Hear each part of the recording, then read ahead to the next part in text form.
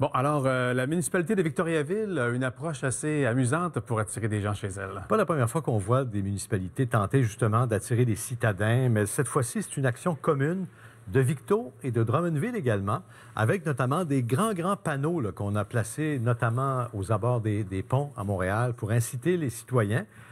Maintenant que le télétravail est quelque chose qui est entré dans les habitudes et les entreprises qui le tolèrent beaucoup, pour attirer les gens donc à déménager, on parle au maire de Victoriaville, M. Antoine Tardy. Bonjour, M. Tardy.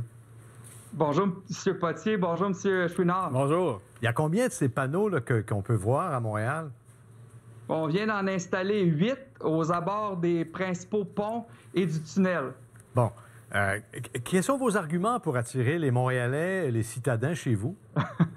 Bon, ils sont nombreux, là, qualité de vie, coût de la vie, mais principalement dans cette campagne-là, ce qu'on veut, c'est capter l'attention des Montréalais qui sont pris dans le trafic. On fait beaucoup référence au fait que chez nous, il n'y en a pas de trafic, que des bouchons, il y en a, mais dans le bain. Bref, un paquet de petits clins d'œil comme ça qui amèneront, on le souhaite, les Montréalais à considérer déménager à Victoriaville ou à Drummondville. Puis on l'a vu beaucoup au cours des 2 dernières années. Les incitatifs là, au niveau de la croissance de la population sont là, puis on veut que ça se poursuive. Chez vous, à Victo, est-ce que la population de citadins, de nouveaux arrivants, vous l'avez vu là, vraiment dans les chiffres? Ça a augmenté pendant la pandémie, mais est-ce que ça s'est maintenu après? Vraiment, c'est le double, en fait, qu'on a vu. Puis ça se poursuit. Les dernières données de l'Institut de la statistique démontrent que notre population est en pleine croissance. Puis ça vient avec des enjeux au niveau de la main-d'œuvre. On le sait aussi par chez nous, au centre du Québec, il y a la filière batterie qui est en pleine expansion.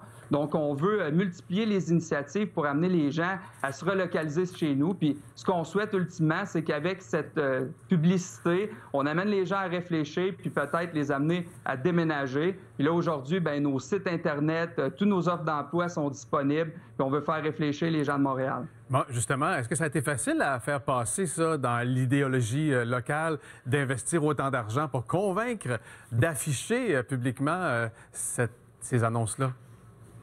Oui, aucun problème. En fait, c'est une campagne de 100 000 partagée entre Victoriaville et Drummondville. Puis on le sait, on le vit, nos restaurants manquent de personnel, nos entreprises manquent de personnel, nos établissements de santé manquent de personnel. Donc, si on veut continuer de se développer comme ville, on se doit d'avoir des travailleurs de l'extérieur qui viennent contribuer à notre belle ville. Puis là, bien, on en fait la promotion. Puis ensuite, bien, on a une ville sans trafic, on a une ville où le coût de la vie est beaucoup plus abordable. Une maison unifamiliale à Victoriaville, on parle de 275 000 alors que c'est plus de 500 000 à Montréal. On est une ville très verte, axée sur le développement durable. Donc, on l'a vu au cours des dernières années. Beaucoup de gens ont quitté le grand centre pour s'en venir chez nous. Puis avec cette initiative-là, on veut que ça se poursuive. OK. Très bien, M. Tardy, on suivra ça. Au revoir. Ça fait plaisir. Bonne journée. Bon succès.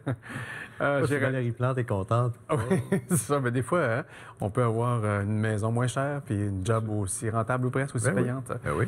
Géraldine, on n'est pas dans les moins